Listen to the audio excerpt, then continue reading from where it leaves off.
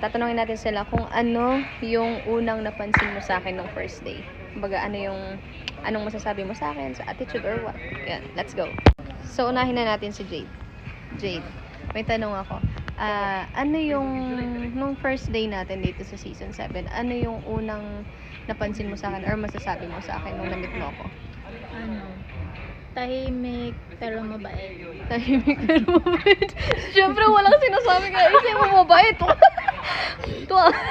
So, ayun, tahimik daw pero mabait. Okay, let's go. Thank you.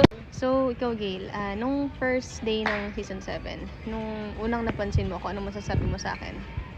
Nung unang nakita mo ako, I mean, ano yung parang first impression or nung pagkakakita mo sa akin? Suplada.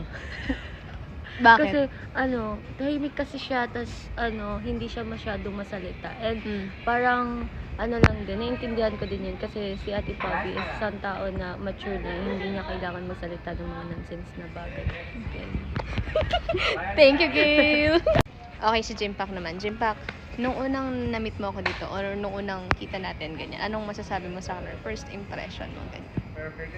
Wala kasi tahimik ka nga lang. Tahimik, bakit? Ako tahimik? Sobrang tahimik ka. Tapos? Gano'n lang sa gilid eh. Pinagla-live. Ngayon, ano na? Ano yung pansin mo ngayon? Sa tawa, sobrang kulit magtawa. So, ayan, tanongin muna natin si Tipan. Hindi, si Tipan. Itatago muna natin si Tipan. Mamaya na si Lars. Halika dito, Tipan. Tipan, nung first time mo ako na-meet dito, ano yung masasabi mo sa akin nung unang nakita mo ako? We sure up. Ay, gagi, hindi ganun. Hindi ka ganun. Hindi ka ganun. I-edit lang. Ano? Syempre genuine na ta. Talaga ba? Kasing genuine ng panty mo, ganun. Oo. Kasing puti nito. Yan lang. Yun lang masasabi mo. Ma-sure up. Ay, gagi ka. Lars. Nung first time mo ako ma-meet, anong napansin mo sa akin or anong masasabi mo?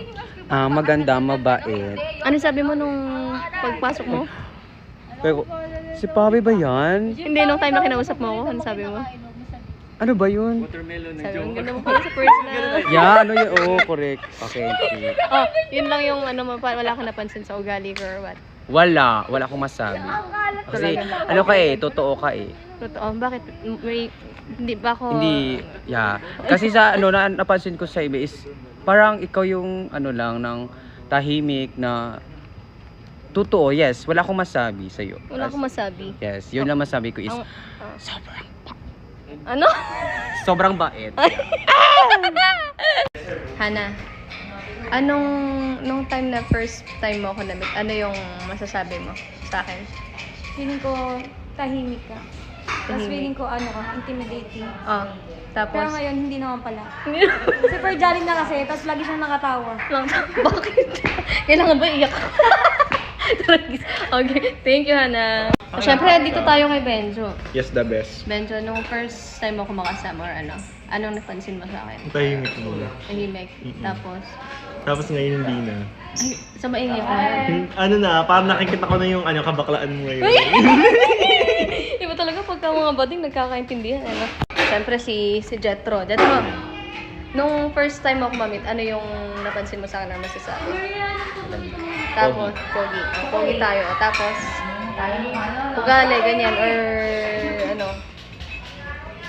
Tahimik ka kasi. yung totoo ha. Tahimik ka eh.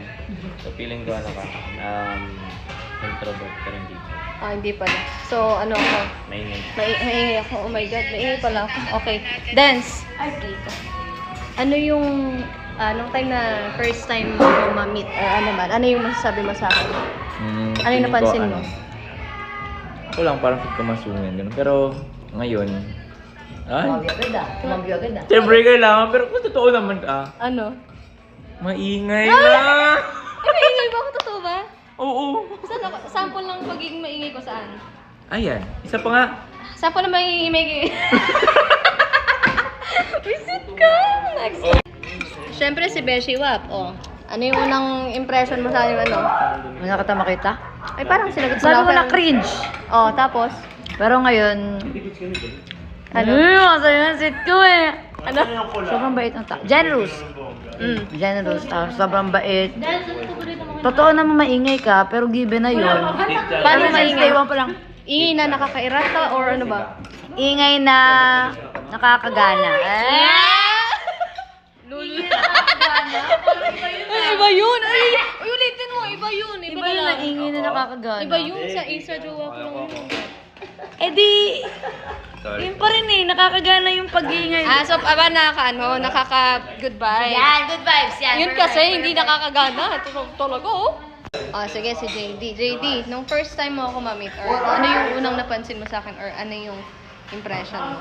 Unang-una, kasi ikaw yung unang nagpaupo sa akin sa tabi mo.